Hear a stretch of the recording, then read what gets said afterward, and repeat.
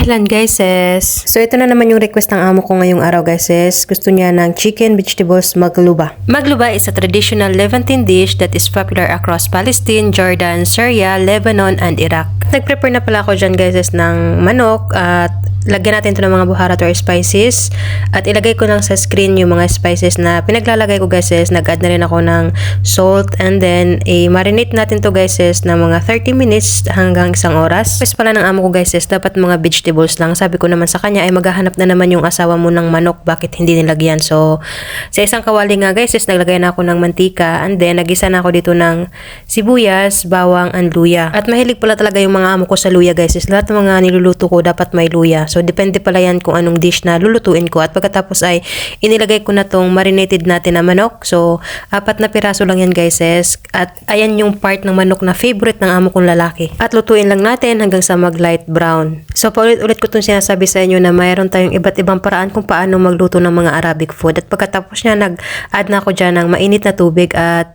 chicken cubes. Pagkatapos ng guys sis, pakuluan lang natin doon ng mga 30 to 45 minutes. At ayan yung mga gulay na kailangan natin guys sis, like eggplant, patatas, carrots, capsicum, tomato, cauliflower, and onion. At naglagay na rin ako dyan ng buharat like cumin, coriander, salt and pepper, at paprika. Meron pala yung turmeric powder guys sis, and gumamit na nga ako dyan ng strainer para mas madali and maganda yung lagay ng mga buharat guys sis. At minasage ko lang yan hanggang sa malagyan ko lahat ng mga spices, itong mga gulay natin. At pagkatapos nyan, sa isang kawali, nagpainit na ako dito ng maraming mantika para prituhin itong mga gulay natin. So, pinrito ko pala ito ngayon guys sis dahil alam kong hindi kakain itong amo kong babae. Gawa ng nagda-diet ko no siya, good for 1 month. Oy, sana all. Pero bilib ako sa amo ko guys sis, pag once na sinabi niya mag-diet, talagang nakastick siya doon na sinasabi niya na magda-diet siya, o diba?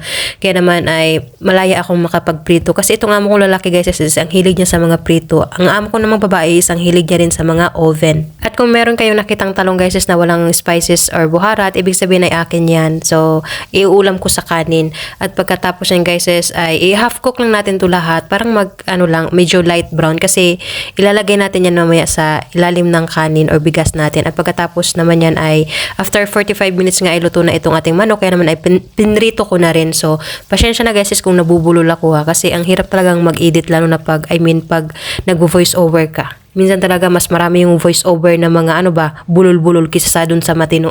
At nagbabad na rin pala ako ng basmati rice guys sa loob ng 30 minutes at pagkatapos ay nilagyan ko nga ng mga spices or buharat. So ilagay ko lang din sa screen guys kung ano yung mga pinaglalagay ko at i-mix lang natin itong ng maigi hanggang sa malagyan ng mga spices itong ating bigas. Pagkatapos yan sa isang jigger, naglagay ako ng parchment paper guys kasi last time na nagluto ako is grabe, dumikit talaga yung talong kaya nang hinayang talaga ako. So ito guys naglagay ako dito ng kamatis and itong prito natin, yung mga prito nating mga gulay. So, nilayer ko na, hindi pala nakalayer. Basta, pinaglalagay ko na lang yan lahat.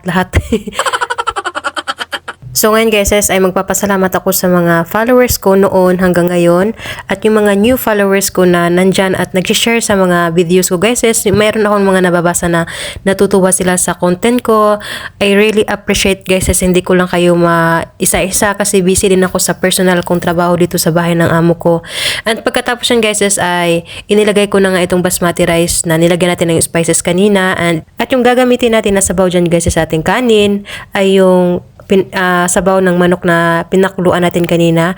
Gumamit na ako ng strainer para salain yung ating sabaw ng manok. So pag ganitong klase ng pagluto ko ng bigas guys tinatansya ko na lang din talaga kasi itong amo kong lalaki is ayaw niya ng latang kanin, ayaw niya yung stick rice, ayaw niya yung sticky At pagkatapos siya naglagay ako dyan ng asin kasi mamaya hindi na natin yan mahalo-halo. At pagkatapos ay niluto ko yan guys ng mga 30 minutes sa mahinang apoy lang naman. And yes, ganyan lang siya kadali guys and luto na nga itong ating kanin. Nandito na tayo sa exciting part, ang mag-flip ng ating magluba. So guys, mas maganda talaga kung meron tayong non-sticky na jigger kasi wala talaga kami. So simula dumating ako dito guys, never bumili ng mga amo ko ng gamit sa kusina.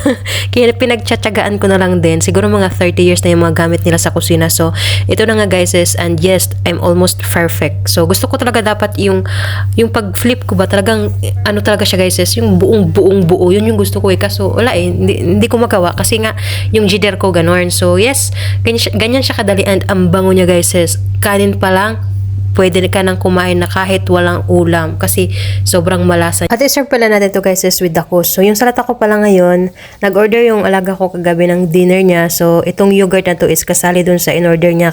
At sabi niya bago siya pumasok sa trabaho ay gawin ko na lang itong salata guys. Kaya gagawa ako ngayon ng cucumber salad with yogurt. So nilagyan ko pala yun ng tahina and then salt and pepper at minukos-mekos natin yung yogurt. At pagkatapos ay kailangan natin dito ng shredded cucumber at pinaghalo ko na nga sila guys. And gumawa din pala ako guys ng simpleng salata lang din. Hindi ko alam kung bakit ako gumawa nito. Wala lang, sinipag lang ako yan. Kasi may nakita ko marami kaming strawberries. So yun lang, syukran.